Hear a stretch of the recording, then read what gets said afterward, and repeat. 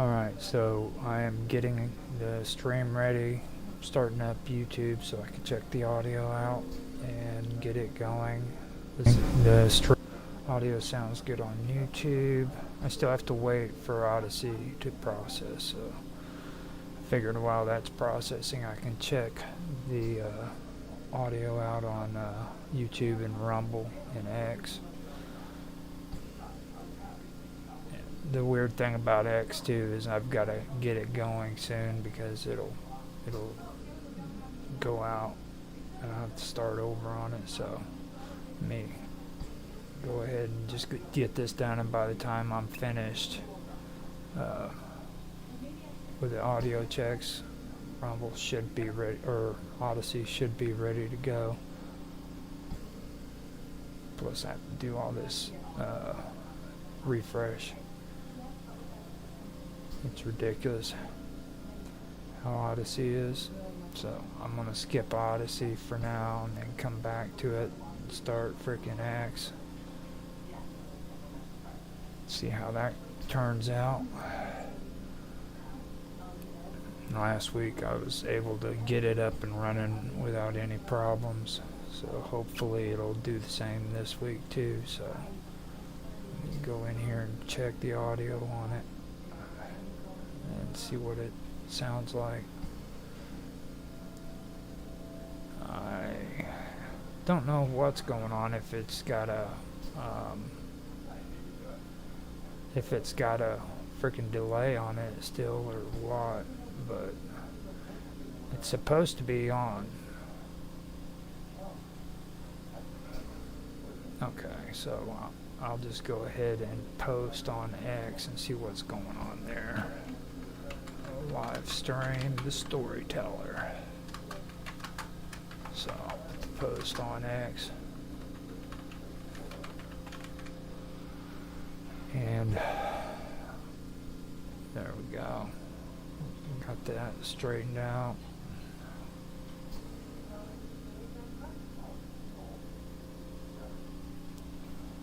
It's really strange how all of this is working out. Alright, here we go. Rumble's up. It's really strange. Sounds good on Rumble. I've got it posted on X. And what I can do is go in and check the X Pro and see if it's working there. Okay, so Odyssey's done processing. I'm gonna start that up and see what it sounds like.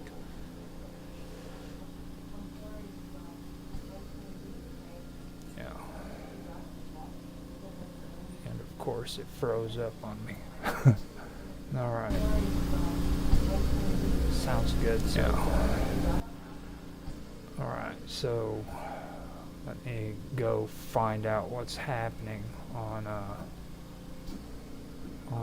X Pro, see if it's coming through, if I can hear the audio on there.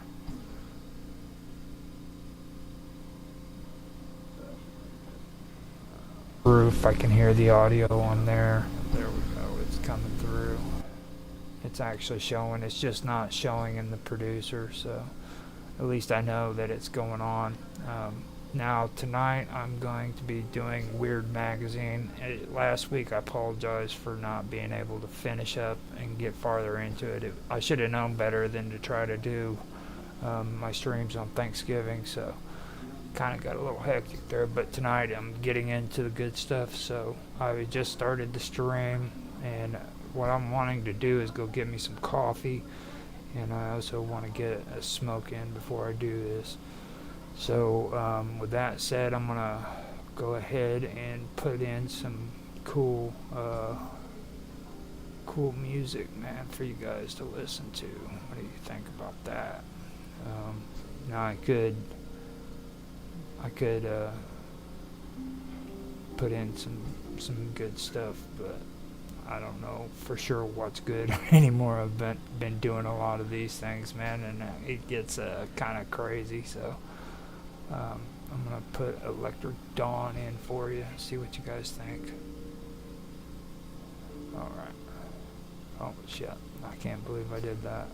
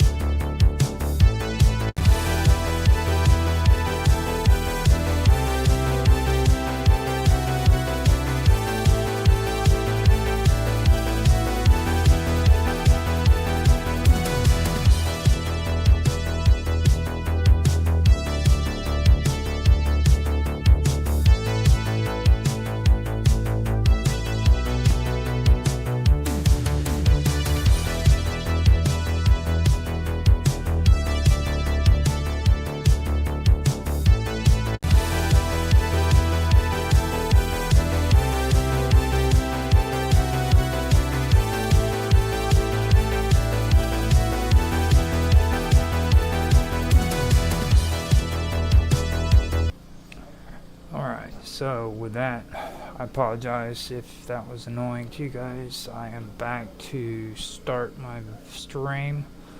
Tonight I am discussing Weird Magazine. So here in a minute I'm going to do my countdown, get the recording started for the episode that I'm going to make out of it, and I will begin. I got my coffee and I took a quick smoke break. I'm running a little late tonight. I've had some home issues that I had to deal with, and I apologize for it being so late in the evening. So with that being said, I am going to go ahead and get everything ready and get started. So let's see here. Okay, here we go. 3, 2, 1, now. Hello everybody, and welcome back to another episode of the Storyteller. Tonight I'm going to go farther in my my series for the Storyteller. I have been doing a few videos concerning Mythopia.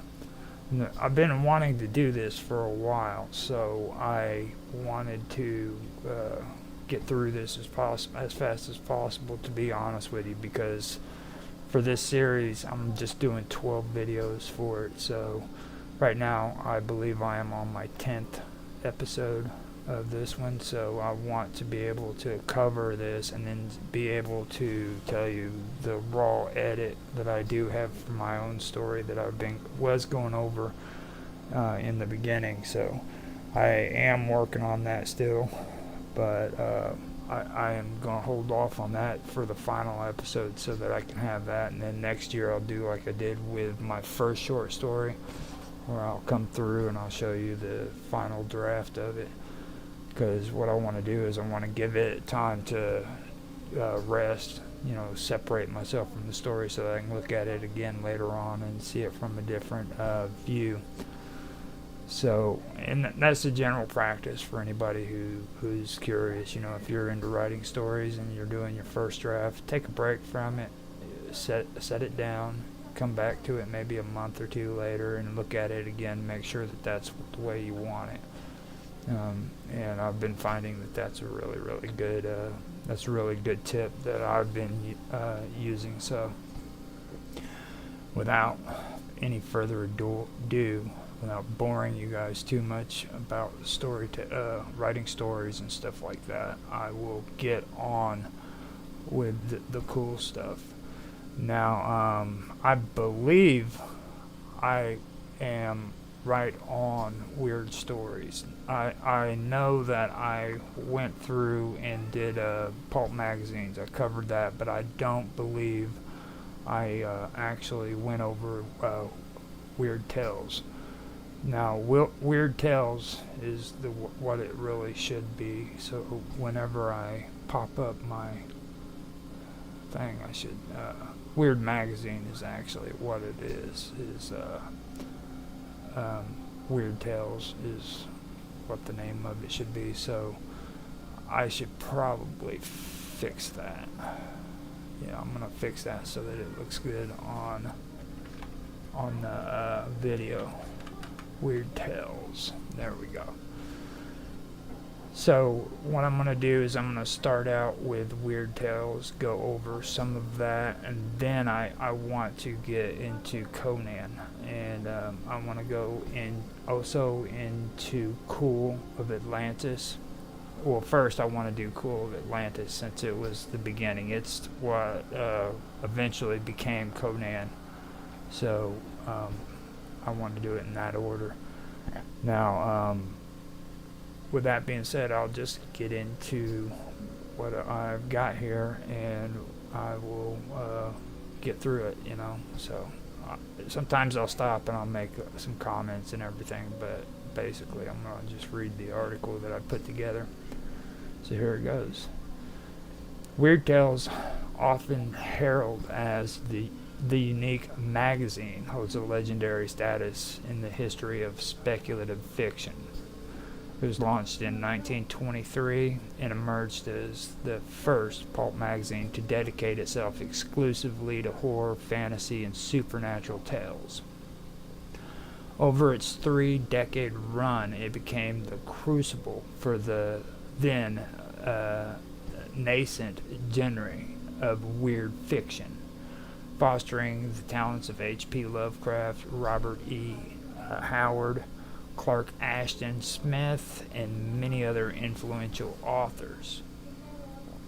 What made Weird Tales extraordinary was not just the quality of its stories, but its editorial audacity. It provided a home for writers whose imagination ventured beyond conventional storytelling, delving into the mysterious and the macabre, or the macabre, or macabre. That word has always messed with me.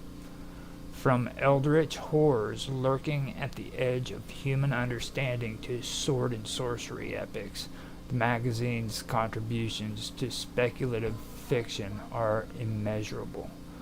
This article explores the magazine's origins, rise to prominence, defining contributions, and its lasting cultural impact.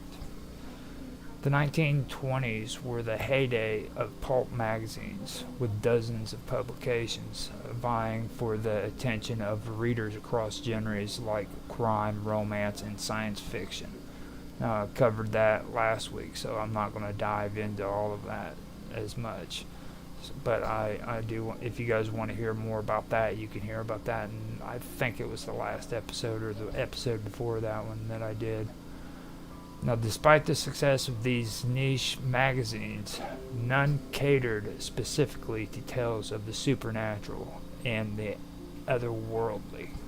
J.C. Henneberger, a journalist and publisher with a deep appreciation for Gothic literature, saw an opportunity to carve out a unique space in this competitive market. Inspired by the works of Edgar Allan Poe, Ambrose Bierce, and Nathaniel Hayworth, Henneberger envisioned a magazine that would cater to readers who crave stories exploring the eerie, the arcane, and the uncanny. In March 1923, this vision became a reality with the first issue of Weird Tales, edited by Edwin Baird, and published by Rule Publishing Corporation. The magazine bore the tagline, "The Unique Magazine," signaling its ambition to break away from the formulaic tropes of other pulp publications. Although the concept of Weird Tales was innovative, its execution in the early years faced challenges.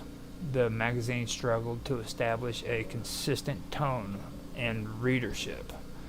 Baird's editorial approach relied heavily on reprinting older Gothic tales alongside contemporary ghost stories, which failed to excite readers looking for bold, original content. And I'm having to say that I am having issues with that on my wonderful world of weirdness. I have been putting out some strange or some ghost stories and stuff like that. I call them campfire stories and fireside stories on there. I did my compilation here on the storytelling channel that I have, and that's basically something that I really do enjoy doing.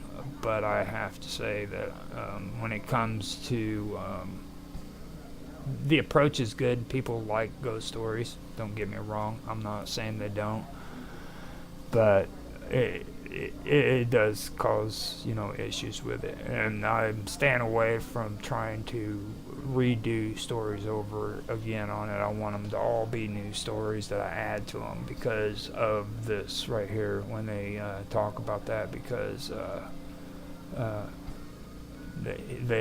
they're talking about having to reprint older Gothic tales. Now, have been going through and taking my live stream and making them into downloads and stuff like that, or uploads for the upload archive. But that's not to like push it again. And what it's doing is I'm learning that on YouTube there's two separate systems. There's the live streaming and then there's the upload streaming. So I want to be able to get viewers from both the uploads and the live stream. So that's basically what I'm doing there on that channel. Here I'm not going to mess around with the live stream and put it on as an upload or anything of that nature. I'm just going to leave it more focused on writing and storytelling and stay away from all of that analytics and stuff that goes into YouTube. So with that being said, I'll just continue and stop discussing that. Now, financial difficulties further compounded these issues. By late 1924, Weird Tales was teetering on the brink of collapse. However, Hanna-Berger's decision to appoint Farnsworth Wright as the new editor marked a turning point for the magazine. Farnsworth Wright, who assumed the editorial reins in 1924, proved to be the magazine's savior. A former music critic with a keen literary sensibility, Wright understood the value of stories that could evoke strong emotional reactions. Under his leadership, Weird Tales began publishing tales that were not only thrilling but also profoundly unsettling. Wright's keen editorial eye allowed him to discover and nurture talent that would define the magazine's identity. He sought works that blended literary merit with a sense of the otherworldly. His ability to balance artistic ambition with commercial viability ensured that Weird Tales became a staple of the pulp industry. One of Wright's most innovative decisions was to prioritize evocative cover art. Margaret Brundage, a celebrated artist associated with the magazine, became known for her striking, sensual, and provocative covers. Brundage's illustrations often featured women in perilous or fantastical situations, rendered in vibrant colors that made the magazine stand out on newsstands. The synergy between the visual and literary elements of Weird Tales created an immersive experience for readers. Many collectors today cite Brundage's covers as integral to the magazine's enduring appeal. Now, here lately, I have been noticing that a lot of people do recognize thumbnails on videos and stuff of that nature. That's one thing that I have been really getting to the point now where I want to focus more on creating good thumbnails to go with my videos, because even in today's world, people are attracted by thumbnails. I don't like that. I really do like the idea of a story selling itself, but I do see that the visuals of the thumbnail and the actual story itself is appealing to a lot of people who get into this stuff.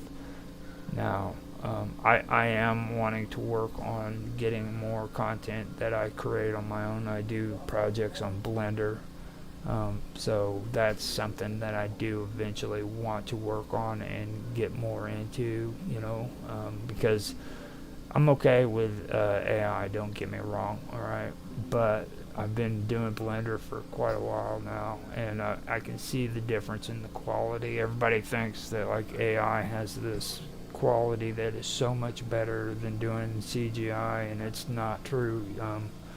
You can put a lot more detail into things, and you don't have to worry about freaking having 8 fingers on a hand instead of 5, so that's, or an arm that's a lot longer than what it's supposed to be. That's what you get with, AI sometimes. And I personally don't really want to dive too much into AI when it comes to a lot of this stuff. I want to try to keep it my stuff, my original thought and the things that I do and stuff like that. So now I'm going to start out here with H.P. Lovecraft. H.P. Lovecraft is arguably the figure most closely associated with Weird Tales. The magazine became a platform where he could fully develop his unique brand of cosmic horror, a genre characterized by the insignificance of humanity in the face of incomprehensible ancient forces. Lovecraft's first contribution to the magazine, Dagon, appeared in 1923, and it laid the groundwork for the deeply unsettling, mythological rich stories that followed. Works like The Call of Cthulhu and The Shadow over Innsmouth introduced readers to a universe where fragile human understanding was dwarfed by malevolent godlike beings. These stories resonated with the magazine's audience, who realized that Lovecraft's ability to evoke awe and terror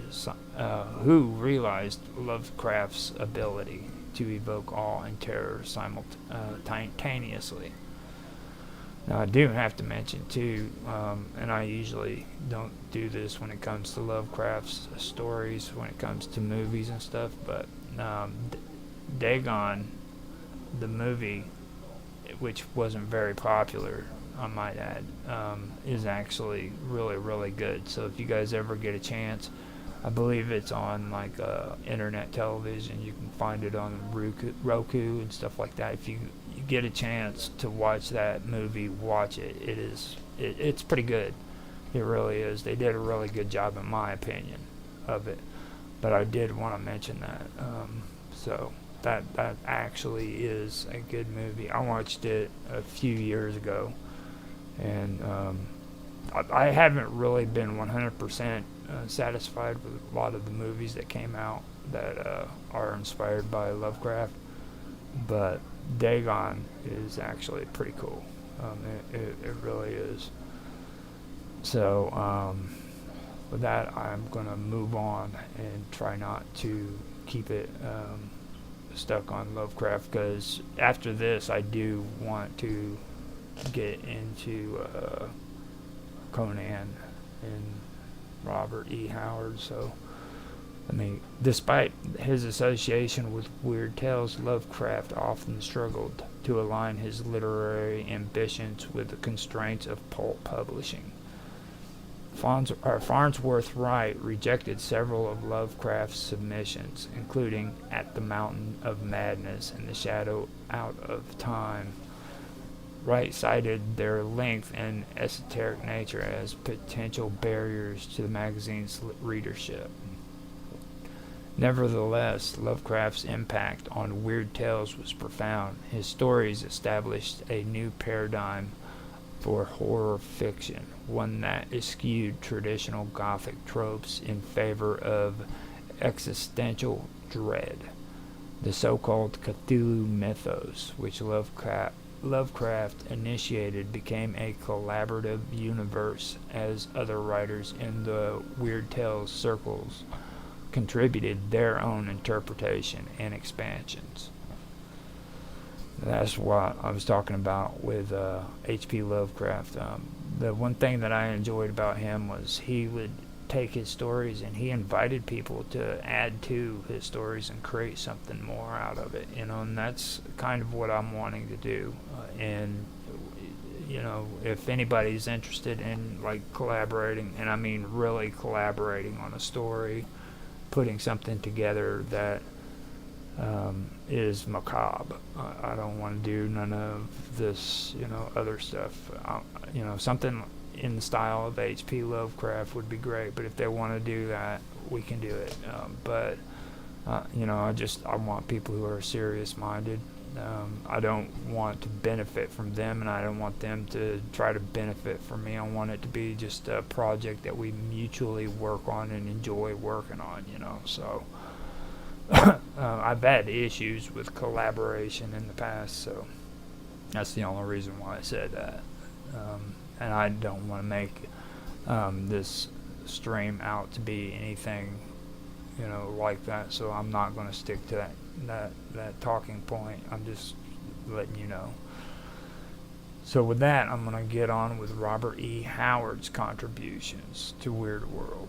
Now that marked the genesis of the sword and sorcery subgenre. Now sword and sorcery is the stuff that you get into when you start talking about H.R. Tolkien and things of Tolkien and Lord of the Rings and everything. Like Robert E. Howard was the one who basically coined the whole sword and sorcery thing, and it created that subgenre. So through characters like Conan the Barbarian, Howard introduced readers to worlds of high adventure, ancient civilizations, and brutal combat. His tales were marked by visceral action, intricate world building, and a flair for the dramatic. I love how they say, high adventure. That's one thing he coined too, high adventure. Every time I think of Conan, I think of every time I think or hear the word high adventure, I think of Conan. So that's pretty cool. Now Howard's collaboration with Lovecraft resulted in a fruitful exchange of ideas. While their styles differed, Howard's narratives were muscular and action-driven compared to Lovecraft's introspective horror. Their mutual respect enriched their work. Now, Clark Ashton Smith brought an entirely different sensibility to Weird Tales.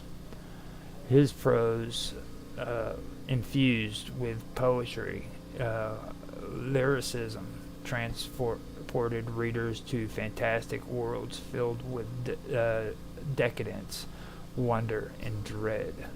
Stories like those set in the imaginary realms of Xothicu or Hyperborea Hyperborea demonstrated Smith's gift for combining rich imaginary imagery with dark existential themes. Together, Lovecraft, Howard, and Smith represented the core of Weird Tales during its golden age. Their distinct yet complementary styles showcased the magazine's versatility and creative depth. Weird Tales was not limited to its triumvirate of iconic writers. The magazine also provided a platform for other pioneering voices. Seabury Quinn, who was best known for his Jules de Gradin series, was one of them. Now, Quinn's blend of detective fiction and supernatural horror made him a fan favorite. There's C.L. Moore, one of the first prominent female authors in the field. Moore broke ground with her Juril or Jiri series, which featured a strong female protagonist navigating fantastic adventures. Then you had August Derleth, a key figure in the preservation of Lovecraft's legacy. Derleth expanded the Cthulhu mythos in his own stories while contributing a steady stream of supernatural tales.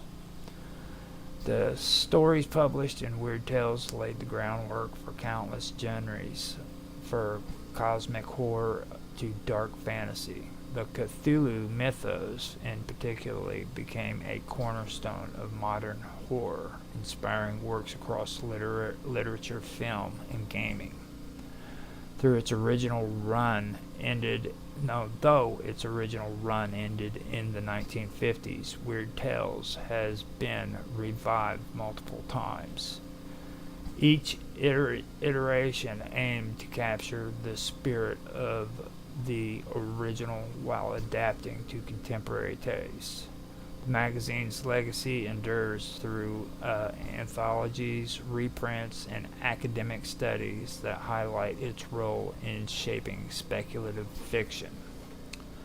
Weird Tales was more than just a pulp magazine. It was a crucible for creativity that gave rise to some of the most enduring genres and tropes in speculative fiction. Through its visionary editorial approach, the magazine fostered a literary movement that continues to influence writers and artists to this day. And that is the last of what I have on the Weird Tales. But I do want to get moving along and start talking about Robert E. Howard. Now, this is the first part of the area that I want to get into. Now, Robert E. Howard was a towering figure in American pulp fiction, and he's best known for creating Conan the Barbarian, and he also shaped the sword and sorcery subgenre. Now, he was born on January 22nd, 1906 in Peaster, Texas.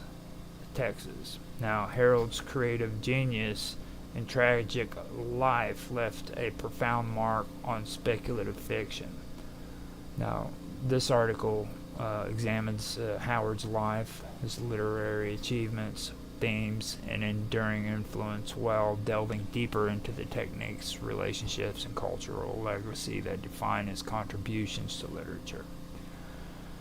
Now, Robert Irvin Howard, like I said, was born in 1906, January the 22nd in 1906, and he was born to a modest household in rural Texas. His father was Dr. Isaac Howard, and he was a country physician whose frequent travels exposed young Robert to the rugged landscapes of the Southwest. These landscapes, marked by their stark beauty and rich history, would later serve as inspiration for the harsh, unforgiving worlds that Robert Irving Howard created. Now, Howard's mother, Hester Jane Howard, was an avid storyteller, passing down tales of mythology and history that fueled his imagination. Her influence is evident in Howard's ability to weave mythology and history into narratives that feel both timeless and immediate. Life in the early 20th century American Southwest was marked with hardship. This reality deeply shaped Howard's worldview, instilling in him a sense of fragility of civilization and enduring nature of the human struggle. Themes of survival, resilience, and the clash between civilizations and barbarism are present throughout his works. Now, I also want to point something out when it comes to this part. What he was also achieving there was something that you'll find in the epics of Gilgamesh, where you had Gilgamesh, who was a city dweller, had all this power. He was basically a demigod. And then you had Enkidu. Now, Enkidu was the country version of Gilgamesh. And Enkidu was raised in the wilds with the animals until finally him and Gilgamesh met. And after a long battle, they immediately became friends. So there was that culmination of civilization versus barbarism that they're talking about here, and that's my take on it. When I think about this particular thing, that's what I wanted to bring up and kind of point out there, because that's very important to understand. He was going for the epic, you know what I mean? So Now, Howard's frequent moves during childhood left him socially isolated, and he found solace in books. By the age of 15, Howard had discovered his passion for writing, committing himself to create stories that combine historical intrigue with larger-than-life adventure. The 1920s and 1930s were the golden age of pulp magazines. These inexpensive, mass-produced publications offered thrilling adventures to a readership grappling the economic hardships. Howard saw an opportunity to turn his storytelling talent into a career and began submitting stories to magazines like Weird Tales. In 1924, at the age of 18, Howard sold his first story, Spear and Fang, to Weird Tales. Set in a prehistoric world, the tale demonstrated his flair for action, suspense, and vivid descriptions. It marked the beginning of a relationship with the magazine that would define his career.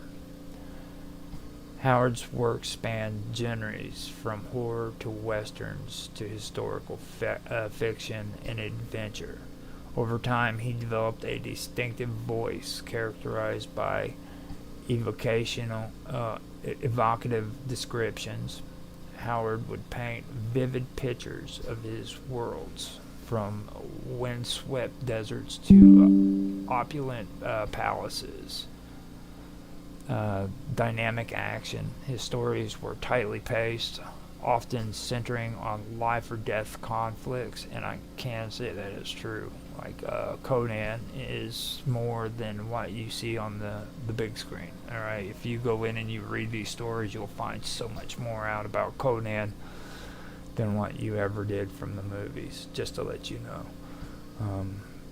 they really let Conan down on his character building. Is all I have to say. Hollywood did. So I mentioned that, I believe, in the last stream, so I won't get too far into that and delve a little bit deeper into that maybe later as I'm discussing Conan. So now, the philosophical undertones. Beneath the action lay deeper explorations of human nature, civilization, and destiny. And this takes me back to what I was discussing before when it comes to the epics. Like you can tell that he was trying to create some form of epic in his stories.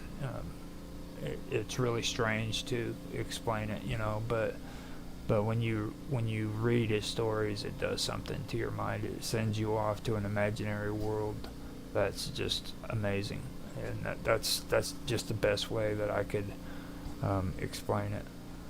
Now, by the late 1920s, Howard was a regular contributor to Weird Tales. He quickly became one of the magazine's most popular writers, earning a dedicated fan base. Howard's meticulous world building set him apart from his contemporaries. He created entire mythologies, maps, and histories for his fictional universe. The Hyborian Age, the setting for Conan's adventure, is a prime example of his detailed world building. Now, I will be discussing Hyboria later on, so don't worry about that. I will be coming back to it. This pseudo-historical era feels grounded in reality, blending elements of ancient civilizations with Howard's imagination. By rooting his setting in a recognizable history and geography, Howard made his fantasy world feel both immersive and plausible. Howard's protagonists were often flawed but compelling. Conan, for instance, is a complex character who combines brute strength with keen intellect. Unlike traditional heroes, Conan operates according to his own moral code, challenging conventional notions of good and evil. Now, this is something that I've talked about in the past too, and like the story that I'm going over right now, the short stories I'm putting together, this whole thing about good and evil, I don't really want it to be introduced into the story. I want it to be felt. So like when the reader reads, I don't want that reader to hear me say this is good or this is evil. Now if they're reading it and they feel that, that's one thing. I've actually started trying to work on this whole concept of allowing the reader to imagine rather than me imagining for the reader. You know what I mean? Tell the story. You don't have to be 100% gung-ho descriptive about everything. And the reason for that is because you have to allow the reader to have an imagination and create a story in his head while he's reading your story. You know what I mean? And that's one concept that I've been really wanting to grasp a hold of, especially doing the whole short story thing. That's really challenging for me. So let's see. Now, Howard excelled at pacing, crafting stories that build tension and maintaining momentum.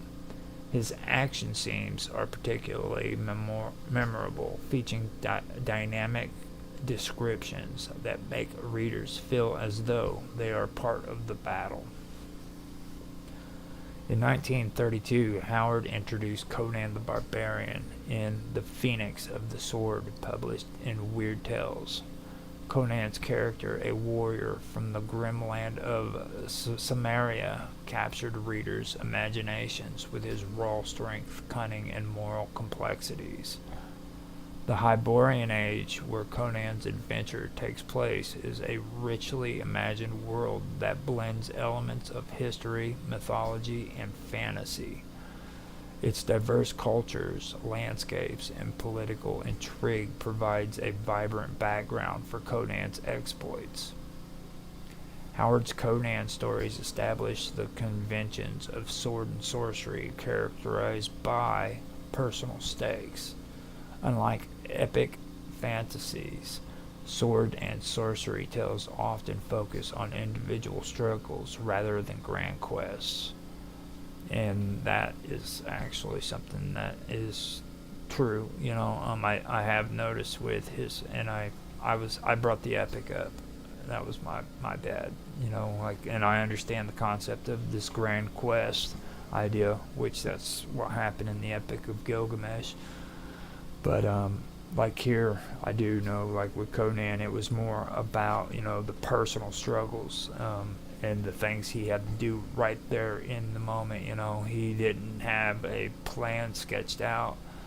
Shit just hit him, and he had to adapt. You know what I mean? He was very cunning and very fast, and that is true. So.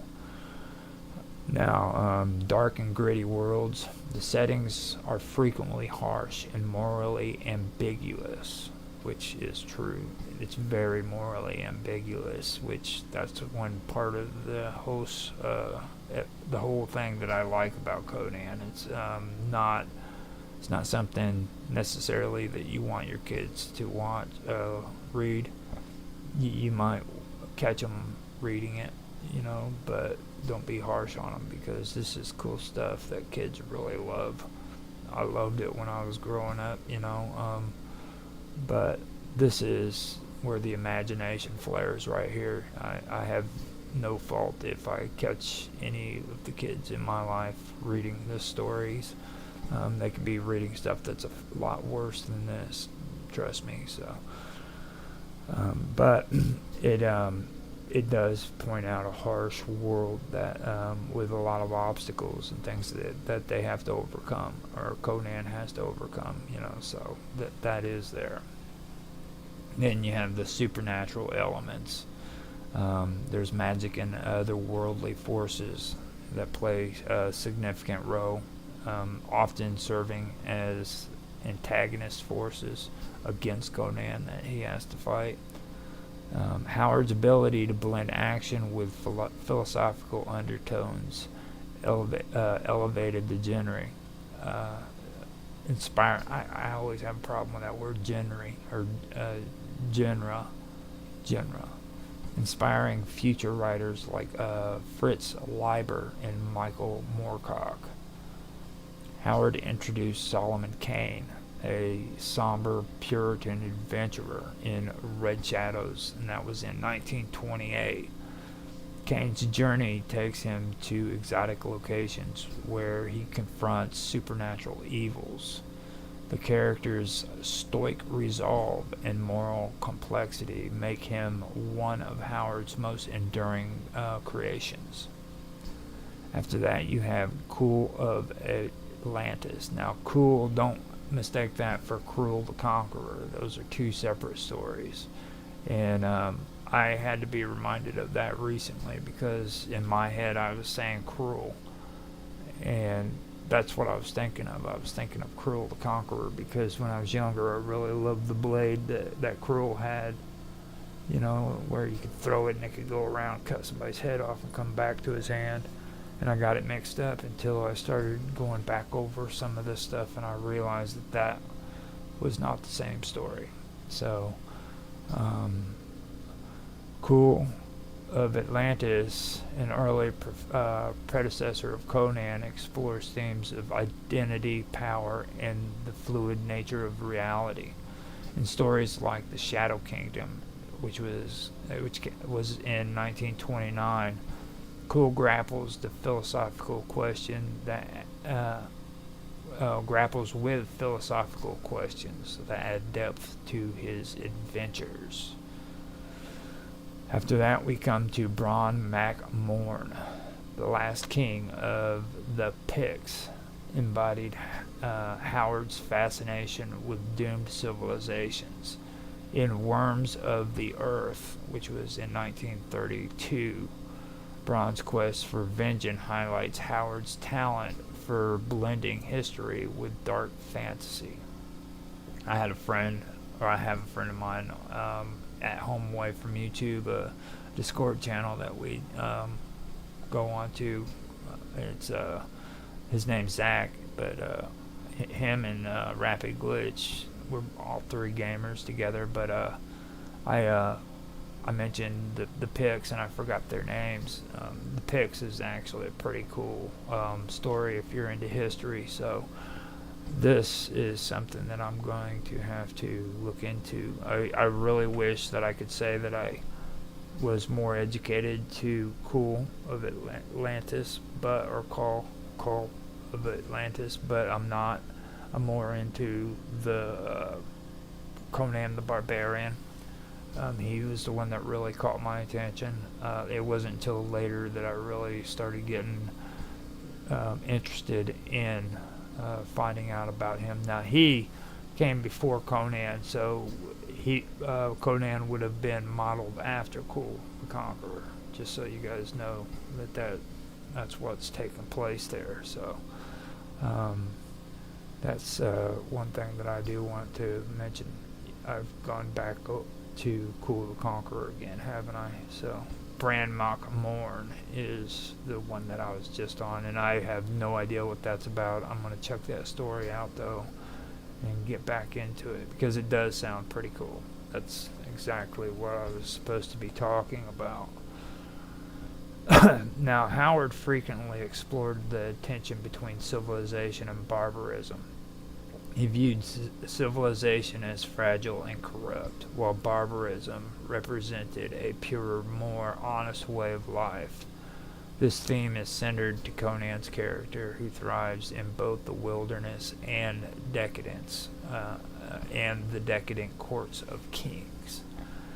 Now, I also do want to mention that he is from the West, which during that time period he probably would have been influenced by people like Buffalo Bill too, who had the same philosophy when it came to that kind of thing about civilization versus the barbarism of the wilderness, So that's an interesting story too that someday I would like to go over and discuss, because Buffalo Bill actually did have a pretty cool story for the reasons why he did what he did, but I'll get back to that later. The whole thing that I was mentioning about Howard is because of where he was raised. There was a good chance he was probably influenced by Buffalo Bill too. Now, Howard's stories often reflect existential themes, emphasizing the insignificance of humanity in the face of an indifferent universe. His characters, however, assert their existence through action and willpower, embodying a Nietzschean idea of self-determination. Weird Tales was instrumental in Howard's career, providing a platform for his most iconic works. The magazine's eclectic mix of horror, fantasy, and science fiction allowed Howard to experiment with different genres and styles. See, I got it right that time. I said genres. Howard's relationship with other contributors, including H.P. Lovecraft and Clark Ashton Smith, enriched his writing. Their correspondence, known as the Lovecraft Circle, fostered a creative exchange of ideas that influenced the evolution of speculative fiction. Howard's life was marked by personal and professional challenges. This is the sad part coming up. Despite his success, he struggled with depression and the emotional burden of caring for his ailing mother. On June the 11th, 1936, Howard took his own life at the age of 30, shortly after learning of his mother's impending death. His tragic end shocked his contemporaries and robbed the literary world of a promising talent. After his death, Howard's stories were kept alive through anthologies and reprints. Publishers like Arkham House ensured that his work reached new generations, cementing his place in the canon of speculative fiction. Conan's influence extends far beyond literature. The character has been adapted into comics, films, and video games, most notably in the 1982 film Conan the Barbarian, starring Arnold Schwarzenegger. Now, this is the movies that I was talking about that influenced me. I wouldn't have even gotten interested in Conan if it wasn't for these movies. Red Sonja as well. That was mentioned on X, and I wanted to point that out. I really did enjoy Red Sonja, but Conan the Barbarian was where I was at. I'm not going to say that I liked every single one of them, but especially the first one, it was pretty good. So, and then after I learned about the actual books, I went and read the books, and they were better than what the movies were. But just wanted to point that out. Now, Howard's work continues to inspire writers and creators across genres. His contribution to world building, character development, and genre innovation has left an indelible mark on speculative fiction. Authors like George R.R. Martin and Stephen Erickson have acknowledged Howard's influence in their writing. With that being said, I am going to go ahead and get into Cool of Atlantis. Now, this one I really wish that I had more experience in, so it's going to be a lot more of me reading rather than saying certain things. Maybe there's some stuff that I can pick up on and talk about, but like story-wise, I haven't got much experience in the actual stories of it. I've been going through and catching up on a lot of the Conan stories, so I really have to go and actually start catching up on the Cool of Atlantis ones too. So with that, I'm going to go ahead and start this article. Cool of Atlantis, created by Robert E. Howard, is a unique figure in the pantheon of pulp heroes, standing as a precursor to Conan the Barbarian. While Conan would eventually overshadow Cool in popularity, Cool paved the way for many of the themes and elements that would become hallmarks of the sword and sorcery genre. Cool stories are set in the ancient world of the Thurian Age, before the fall of Atlantis, and features a character who blends both the barbarian and the philosopher. He is a king, but also a man who struggles with his place in the world, the nature of reality, and his role in a society on the brink of collapse. This article explores Cool's origins, his stories, the themes that permeate his adventures, and his enduring legacy within the fantasy genre. Robert E. Howard's fascination with history, mythology, and philosophical questions surrounding humanity shaped the character of Cool. Unlike many of Howard's other characters, Cool was not merely a barbarian who lived for the thrill of battle or a simple, straightforward hero. Cool was introspective, often contemplating deep existential questions. His character emerged during Howard's early days as a writer for Weird Tales, where he sought to blend elements of pulp fiction with philosophical musing about power, leadership, and the nature of civilization. Cool was first introduced in the story of the Shadow Kingdom in 1929, set in the lost lands of Atlantis during the mythical Thurian Age. Howard chose Atlantis as Cool's birthplace because of its connection with both myth and mystery.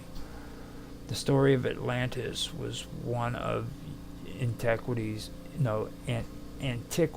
most enduring tales, and Howard's own fascination with ancient lost civilizations contributed to the setting of Cool's Lost World. The civilization of Atlantis was advanced but on the brink of decadence and collapse, offering a perfect background for Cool's character. Now, Cool's background is complicated, shaped by his roots as a barbarian and his rise to power. His character is set against the background of Valusia, a sprawling empire ruled by complex political systems, ancient secrets, and supernatural threats. Cool, although originally from Atlantis, was a warrior who came to rule the kingdom of Valusia, a land that, though rich in resources and culture, is also rife with corruption.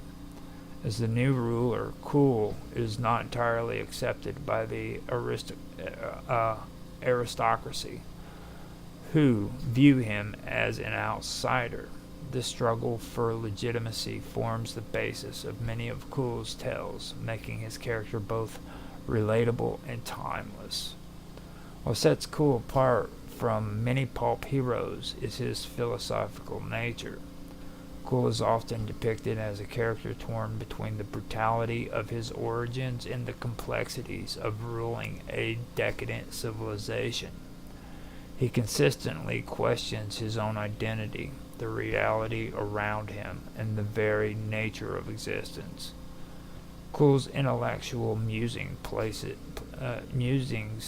place him in a league above many other pulp heroes, who might focus primarily on physical prowess and adventure. His internal dialogue and his struggles with his own thoughts about his kingship and identity make him a fascinating character, and his philosophical concerns are never far from the forefront of the stories. One of the key philosophical themes that recur throughout Cool's stories is the idea that reality itself may be an illusion. In the Mirror of Thun, Cole encounters magical mirrors that show him alternate realities, forcing him to grapple with the uncertainty of what is truly real. The mirrors reflect Cool's inner turmoil and his fear of not knowing if the world he perceives is the true one. This existential crisis is a defining aspect of Cool's character. He constantly doubts the nature of his reality, searching for a greater understanding of his place in the world and the meaning of existence. The theme of questioning reality and identifying sets Cool apart from more traditional action heroes. Where Conan is driven by instincts, Cool is driven by a desire to understand, to confront his own doubts, and to explore the truth beneath the surface of the world he inhabits. Cool's stories are set in a pre-cataclysmic world of the Thurian Age, which is long before the rise of the Hyborian Age and the time of Conan. This ancient world is steeped in mystery and danger, a land where civilizations are powerful, yet on the verge of decay. Howard's world building in the Thurian Age is rich with history, mythology, and bizarre landscapes. Excuse me. The cultures and peoples that Cool encounters are varied and often dark, each contributing to the overarching theme of the decline of ancient civilization. At the heart of the Thurian Age is the great civilizations of Atlantis, which is known for its advanced knowledge and power. However, the people of Atlantis are not depicted as noble or perfect. Instead, Howard's portrayal of Atlantis suggests that the once great empire is filled with corruption and excess, teetering on the brink of collapse. This backdrop serves as a direct contrast to the more primal virtues embodied in Cool. His rise to power within the decadent society of Valusia highlights the tension between the barbarism and civilization, a theme that would become central to Howard's later works. In addition to Atlantis, Cool's world featured a host of other fascinating settings. These include the Kingdom of Valusia, where Cool's rule as king, as well as other ancient lands like Zingaran and the land of the Serpent Men. These include kingdoms like Valusia, where Cool rules as king, as well as other ancient lands like Zingaran and the land of the Serpent Men. The creatures that inhabit these worlds are often as mysterious and dangerous as the civilizations themselves, from ancient sorcerers to mythical beings like the Serpent Men. The world of the Thurian Age is a land of strange sorcery, mythological creatures, and epic conflicts. This sense of danger and mystery provides a rich canvas for Cool's adventures. Howard's description of these settings evoke a world that is both ancient and full of untapped power, and this world building is integral to the sense of adventure and conflict in Cool's stories. While Cool only appeared in a handful of stories, each one is rich with philosophical and action-packed content. Now, these are lists that are significant stories that define Cool's legacy. Now you have the Shadow King, which was in 1929. Now this is the first Cool story introducing him as a newly crowned king of Valusia.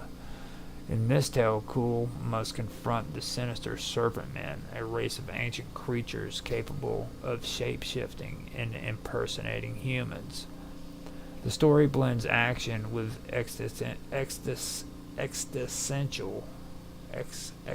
existential horror, as Cool grapples with the unsettling realization that he is surrounded by deception and falsehoods. The story is significant not just for its adventure, but for its deep exploration of themes like trust, betrayal, and the fragility of perception. Then we go on to The Mirror of Tuzan Thune, which was in 1929.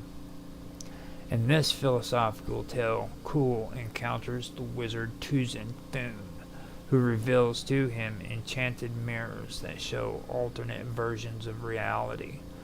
The mirrors are symbolic to Cool's inner doubts about existence, forcing him to confront his fears and question the very nature of reality. This tale is perhaps one of the most introspective of Cool's adventures, as it highlights his existential struggles and quest for truth. Now, I also want to add as well that for me, this also goes into, I believe it was the second Conan the Barbarian, where he goes into this room with the princess that he's supposed to deliver to a certain place. I can't remember the whole storyline of it, but he goes into this room that's got mirrors around it, and he has to battle this reptilian creature in order to pass. That right there stuck out to me when I first heard of this story. I also do want to mention as well that I'm really into, like, if you haven't noticed with my uploads and everything on the channel, that I'm really into historical lore, and I did come across some lore that talks about a mirror that helps you see far off places, and I thought that was kind of cool. It was European lore at that as well. I was doing research into like St. George and the dog faces. These were old lore that was a part of European history. Their lore, so that was kind of cool as well. That stuck out to me whenever I found out about this story. Okay, so after that we go By This Axe I Rule, and that one was in 1930. In this tale, Cool is faced with political intrigue and rebellion within his kingdom of Volusia. The story centers on Cool's assertion of his power as he famously declares, "By this axe I rule." This moment of defiance against the established order is a pivotal moment for Cool, emphasizing his disdain for tradition and his belief in the right of the individual to carve his own destiny. Now after that we come to Kings of the Night, which was in 1930. This crossover story features both Cool and Bron Morn, another of Howard's creations. The tale sees Cool transported through time to aid the Picts in their struggle against Roman invaders. This story highlights the interconnectedness of Howard's worlds and characters, as well as his recurring themes of civilization versus barbarism and the eternal fight for freedom. Cool stories are not just about sword fights and monsters. They are deeply philosophical and explore universal themes that continue to resonate with readers today. Some of the most enduring themes of Cool's stories include: one of the central themes of Cool's story is the tension between civilizations and barbarism. Cool, although a barbarian by origin, finds himself ruling the decadent empire of Volusia. He often becomes disillusioned with the corrupted influence of civilization and longs for a return to a more primal state.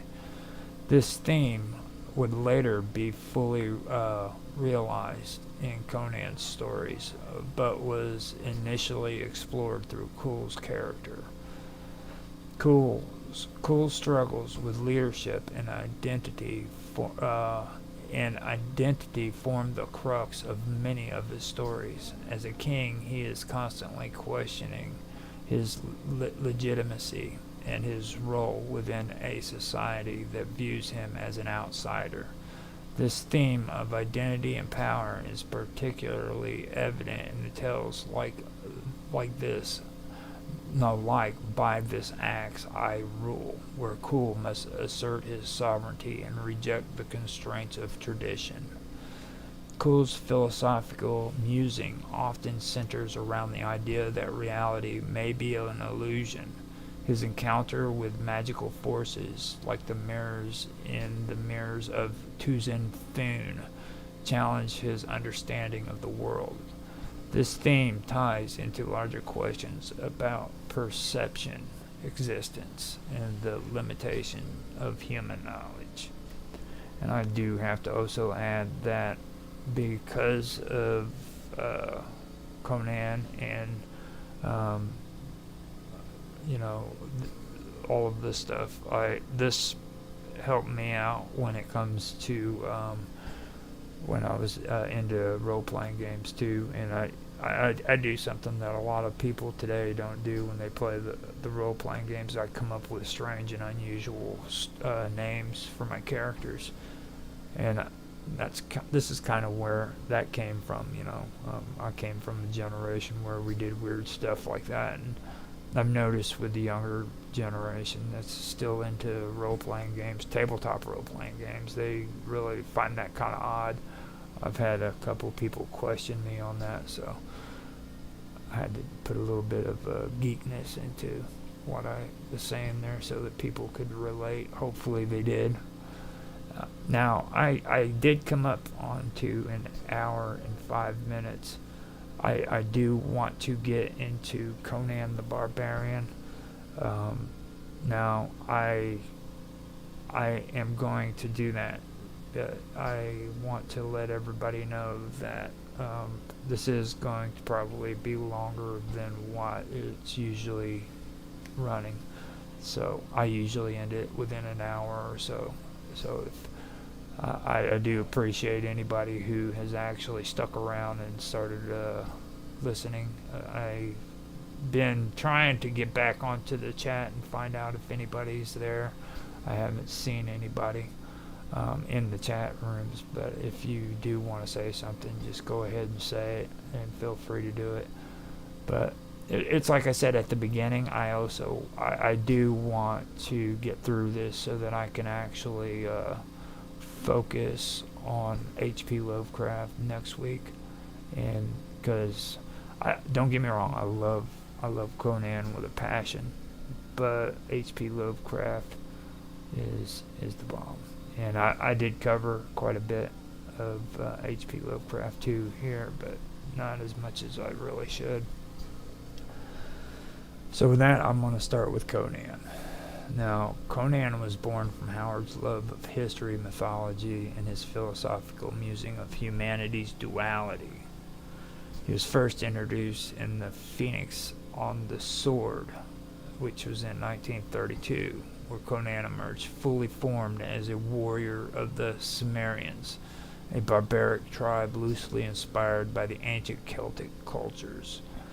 Unlike many fantasy heroes of the time, Conan was not morally pristine.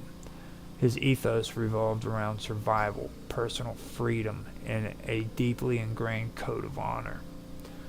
Now, the Hyborian Age was a fictional prehistoric epoch, and it served as the background for Conan's adventures.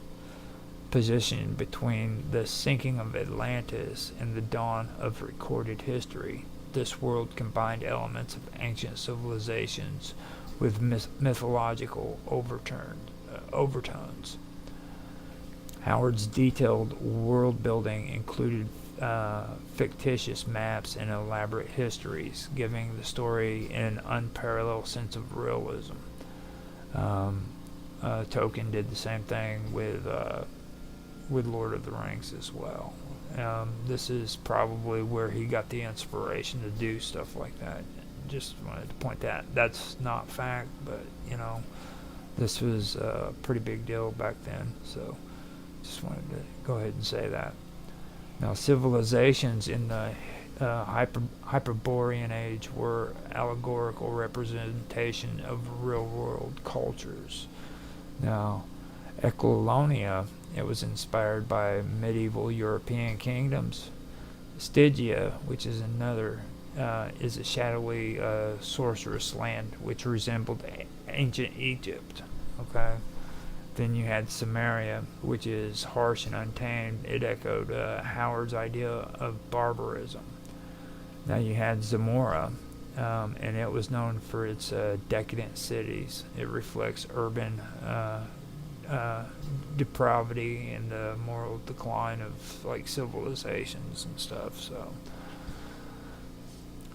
Howard's Conan tales are varied, covering the hero's life from its youthful days as a thief to its time as a king.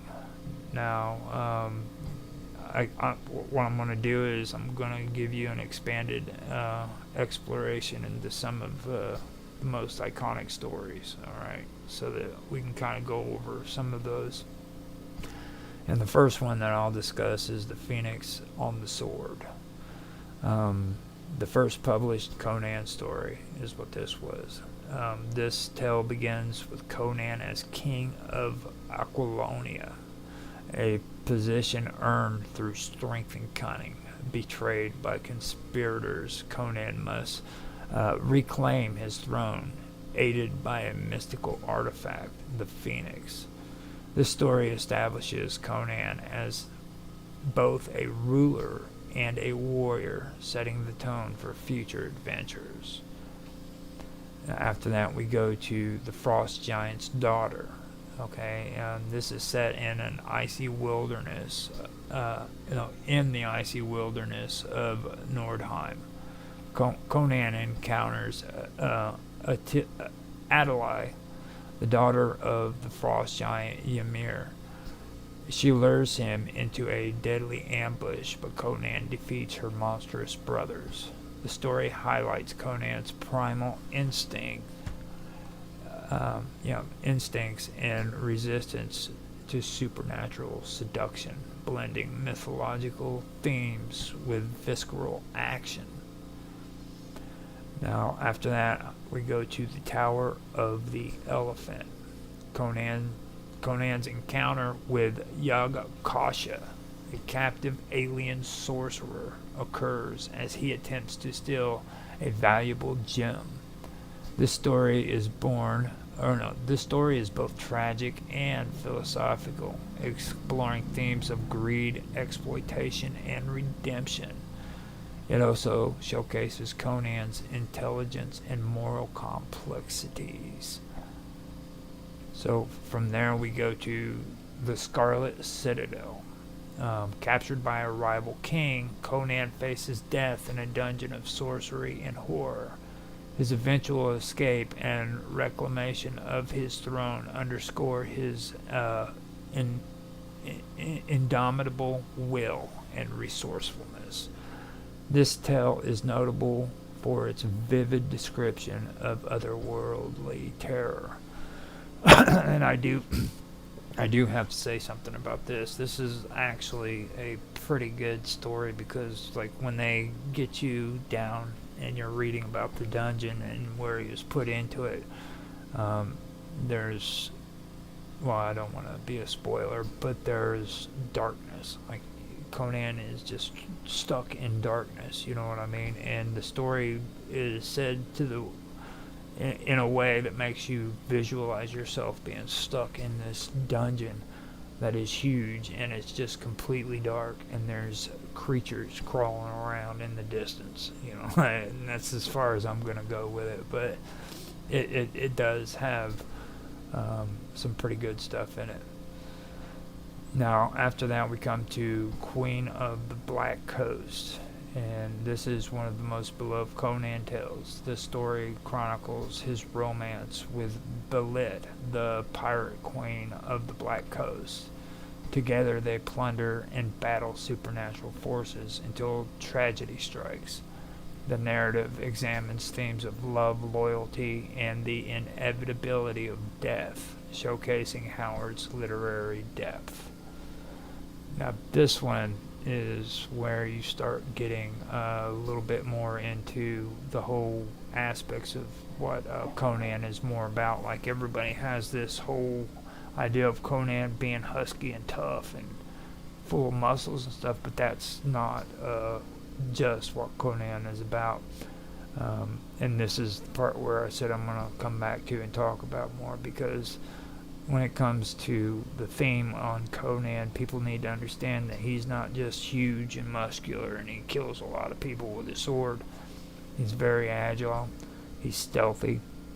Conan in the stories can freaking come out of nowhere and kill 5 or 6 men without even them blinking an eye before their heads are chopped off, you know.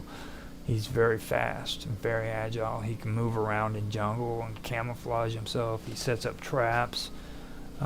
He's 100% adventure, you know, warrior. So it's not just about being muscular. He's very cunning and very agile and fast. He's just as good in the desert as he's just as good in the desert or on the sea or in the jungle as what he is in a castle fighting off the evil so and so, you know what I mean? He's very versatile. So that's the one part that I did want to mention into all of this. If you guys ever have a chance to read Conan.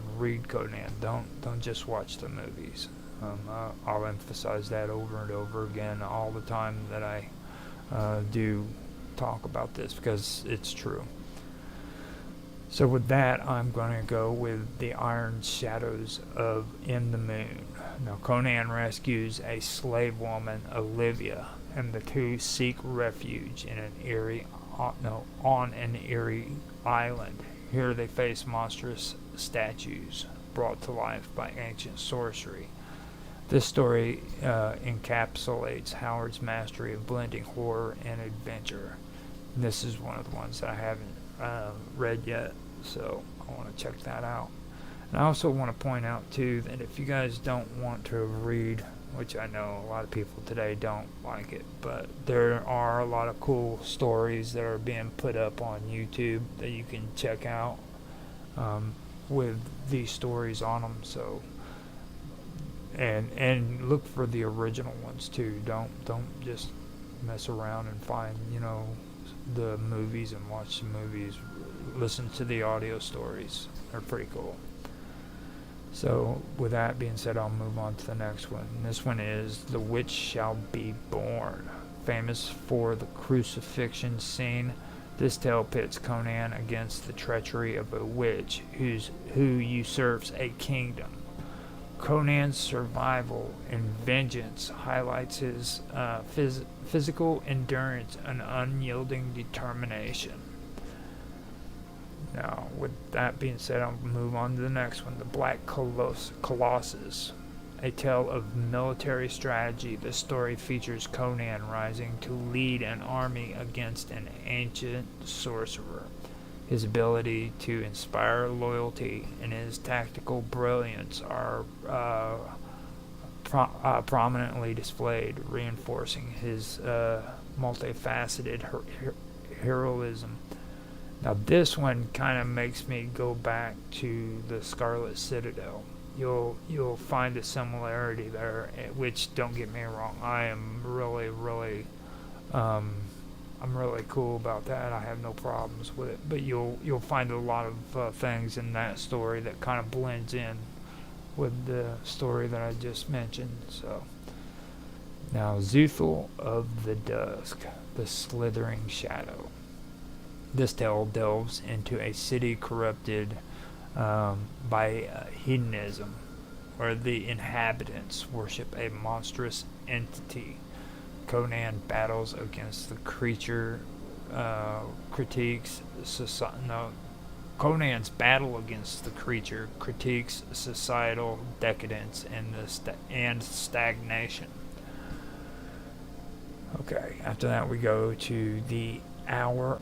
That's what this is. This epic sees the king fighting to reclaim his throne from a coalition of enemies and sorcerers. The narrative spans continents and incorporates themes of resilience, destiny, and justice.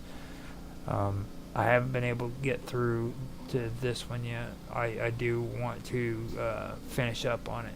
Every time I try to listen to it, I fall asleep.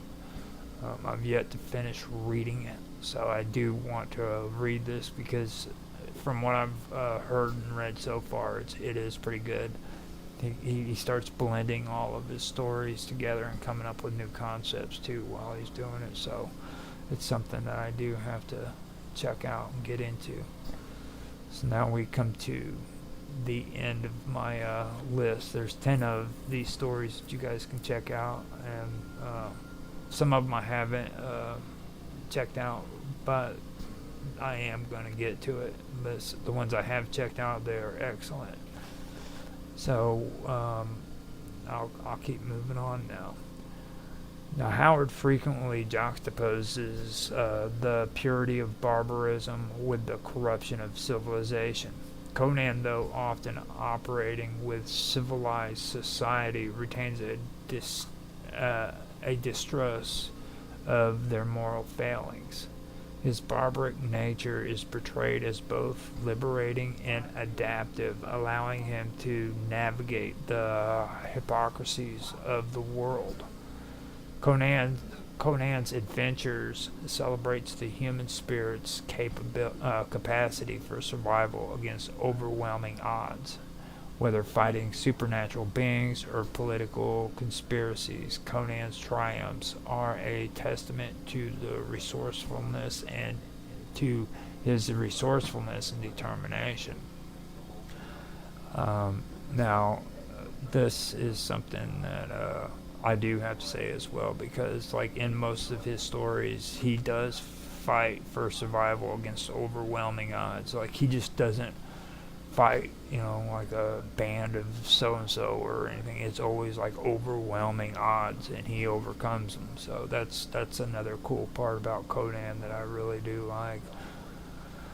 Now, many of Conan's tales involve supernatural elements that reflect humanity's primal fears. Sorcery, ancient gods, and otherworldly creatures serve as metaphors for the unknown and uncontrollable forces in life. Howard's tales lay the groundwork for the sword and sorcery genre,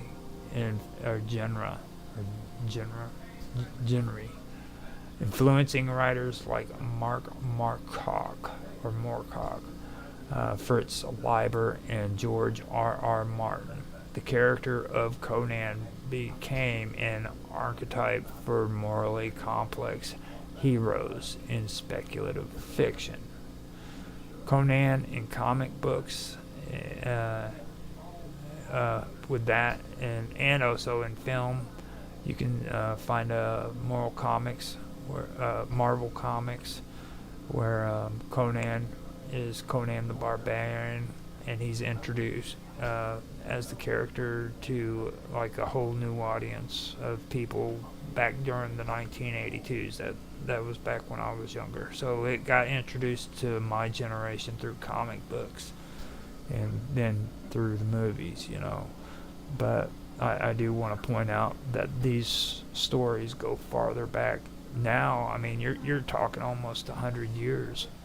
So for us, this would be, for me personally, this would be like when I was younger, thinking of like the 1800s, you know what I mean? So the newer generation now, when they're looking back, they're like, oh man, this is way back during antiquity, So this is good old stuff that is still good even today. So that's something that you need to look at and understand. Hopefully you do, at least. Now, while the 1982 film Conan the Barbarian, starring Arnold Schwarzenegger, cemented his place in popular culture, um, there was also Marvel Comics, who had Conan the Barbarian, which introduced the character to, like I said, to a new audience. Now, both adaptations expanded upon Howard's vision, emphasizing Conan's physicality and resilience, which I think that it didn't expand it, it actually reduced it. So if you want to know the full scale of Conan, go back and read the stories. You'll kind of get an idea of what I'm talking about. Now, modern adaptations. Video games such as Conan Exiles and tabletop role-playing games have brought Conan's world into the interactive realm, allowing players to experience the Hyborian Age firsthand. These adaptations continue to expand Conan's legacy. I haven't been able to check out the game yet, Conan Exiles. Now, believe it or not, it's actually an older game for today's standards, because anything that's like 3 years old is old. So, but it technically is an older game. I do want to check that out and actually play that. I've been saying that now for about a year and a half, and maybe I'll do that on my gaming channel, which I have got my podcast too that I'm doing while I'm doing this one. So if you guys ever get curious and you want to check that out, check it out on my own Discord channel, Gaming with Infamous. I also hang out in Home Away from YouTube, so you guys are more than welcome to show up there and check those out. I've got a lot of cool people that I hang out with on Home Away from YouTube that you can get involved with and kind of get to know. I also have a friend of mine, his name's Rapid Glitch. He's got Nostalgia Gaming Retro. You guys check out if you're into retro gaming. Plus me, I'm doing my own gaming interviews, so I've got a lot of things going on there. I still have to finish all that up. Probably have to or what do they call that? Overtime it, or double time it.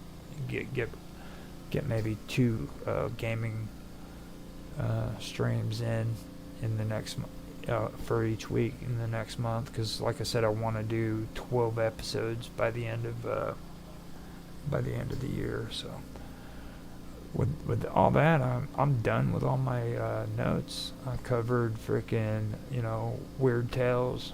I've covered Robert Howard. I've also covered Cool of Atlantis and finished up with Conan the Barbarian. And you can't lose when it comes to doing that. I mean, if you want to be cool, you need to frickin' end your streams with Conan the Barbarian, because that's just the coolest way of doing shit. That's just my humble opinion.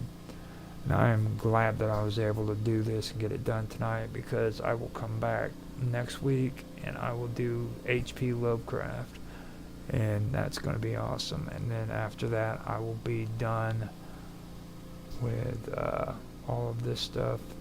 And again, I forgot to put my words out, which I should have done, and I did not do. And this is all a part of my series on Mythopia, the areas that I'm covering with Mythopia. So I hope you guys did enjoy this. I'm checking the chat.